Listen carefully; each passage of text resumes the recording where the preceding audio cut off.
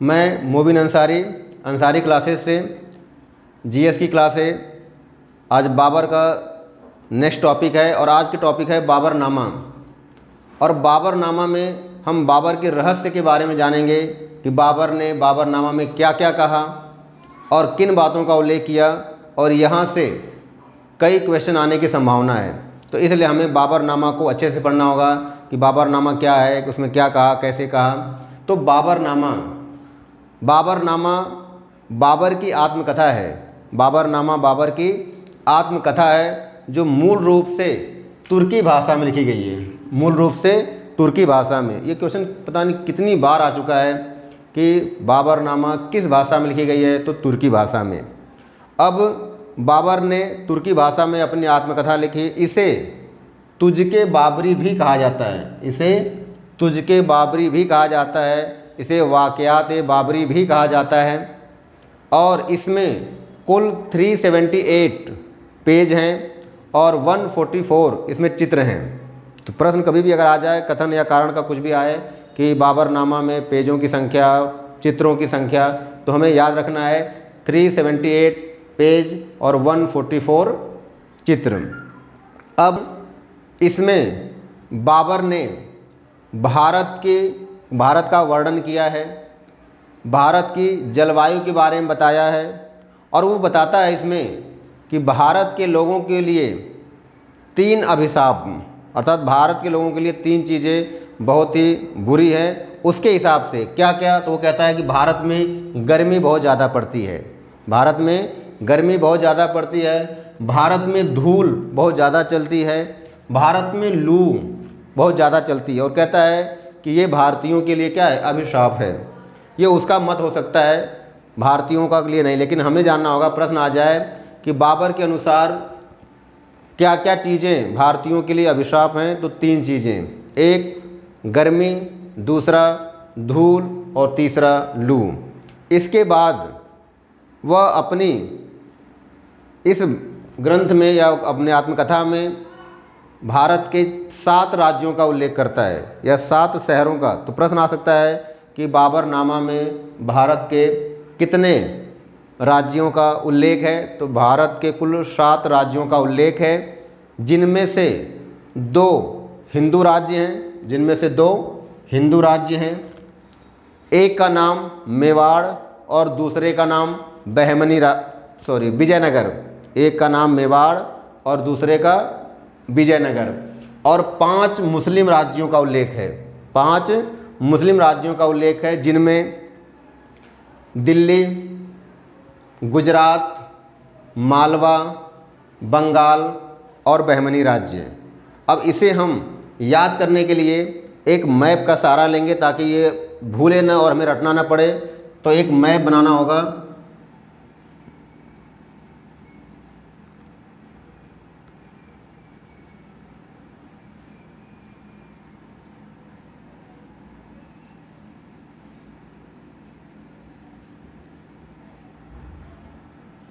अब इस मैप में हमें दिखाना है कि ये राज्य कहाँ कहाँ हैं।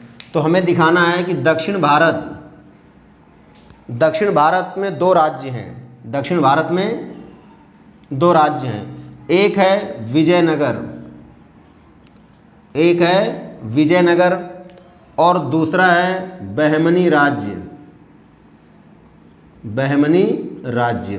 तो क्वेश्चन ये भी आ सकता है कि बाबरनामा में दक्षिण भारत के कितने राज्यों का उल्लेख है। तो बाबरनामा में दक्षिण भारत के 2 राज्यों का उल्लेख है। उत्तर भारत में एक तो हमारी प्यारी दिल्ली, उसके साथ साथ मेवाड़, उसके साथ साथ गुजरात और उसके बाद बंगाल। तो ये हो गया बंगाल, दिल्ली, मेवाड़, गुजरात और यहीं पे पास में है इस साइड में मालवा। मैप में थोड़ा ऊपर है और नीचे होना चाहिए। तो इधर प्रश्न आ जाए कि उत्तर भारत के कितने राज्यों का उल्लेख बाबरनामा में है। तो उत्तर भारत के 5 राज्यों का उल्लेख है। और दक्षिण भारत के 2 राज्यों का। और बाबरनामा का 4 बार फारसी में अनुवाद हुआ है और 3 बार अंग्रेजी में अनुवाद हुआ है। और उसमें भी 4 बार फारसी में अनुवाद हुआ है, लेकिन प्रश्न आ जाए कि बाबरनामा का फारसी अनुवाद कितने शासकों के काल में हुआ, तो 3 शासकों के काल में। पहला हुमायूं के काल में, दूसरा अकबर के काल में और तीसरा शाहजहां के काल में। और कितनी बार अंग्रेजी में अनुवाद किया गया है? 3 बार। अब उसके बारे में जानेंगे।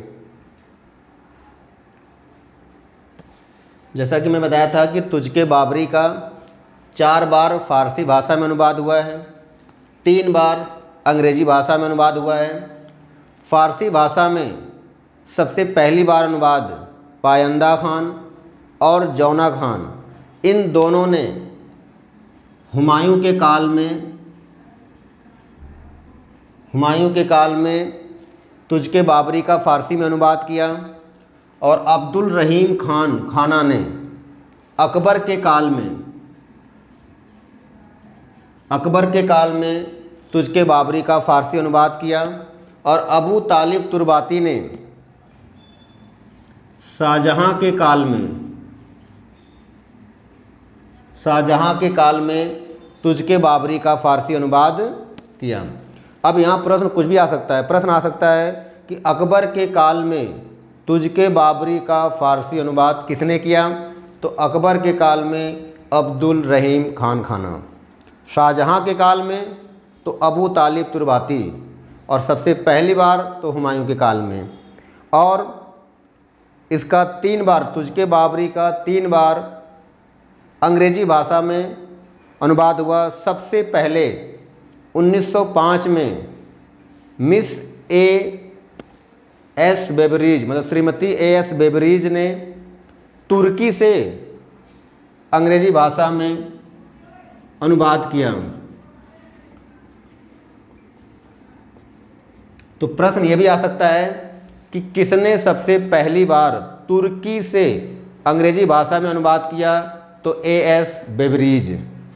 अगर प्रश्न ये आ जाए कि सबसे पहले किसने फारसी से अंग्रेजी में अनुवाद किया, तो जब फारसी से अंग्रेजी के अनुवाद की बात आएगी तो सबसे पहले 1826 में लीडन और एरेस्किन ने, तो लीडन और एरेस्किन ने फारसी से अंग्रेजी में अनुवाद किया। फारसी से अंग्रेजी में अनुवाद किया। और किंग महोदय ने भी फारसी से अंग्रेजी में अनुवाद किया। तो यहाँ प्रश्न किसी तरह से भी आ सकता है कि सबसे पहली बार फारसी से अंग्रेजी में अनुवाद तो 1826 में, सबसे पहली बार तुर्की से अंग्रेजी में अनुवाद तो A.S. बेबरीज 1905 में। तो ये हो गया बाबरनामा की संपूर्ण घटना।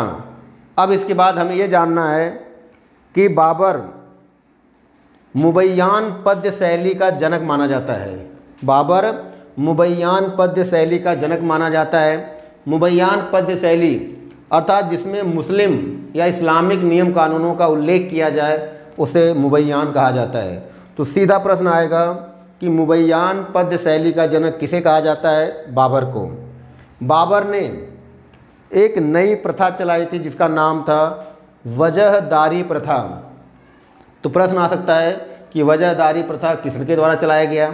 वजहदारी प्रथा क्या है? तो इस प्रथा में सैनिकों को वेतन के बदले भूमि दी जाती थी। तो बाबर ने इसमें क्या किया? सैनिकों को वेतन के बदले भूमि प्रदान किया। तो कभी भी प्रश्न आ जाए कि वजहदारी प्रथा क्या है, तो ऐसी प्रथा जिसमें सैनिकों को वेतन के लिए भूमि दी गई, अर्थात नगद वेतन न देकर के भूमि दिया गया। इसके अलावा हमें जानना है कि बाबर ने 4 बाग पद्धति, अर्थात 4 बाग पद्धति में बाग बगीचे बनवाए। तो 4 बाग पद्धति शैली का जनक भी बाबर को माना जाता है। और बाबर ने अनेक बाग का निर्माण करवाया, जिनमें सबसे प्रमुख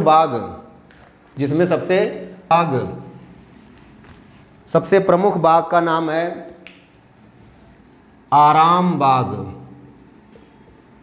आराम बाग जो कहाँ पे स्थित है? तो आगरा में। और इसका वर्तमान नाम इस बाग का है राम बाग। इस बाग का वर्तमान नाम राम बाग है। और दूसरा बाग नूर ए अफ़गान। नूर ए अफ़गान बाग। नूर ए अफ़गान बाग, ये बाग कहाँ पर बनाया?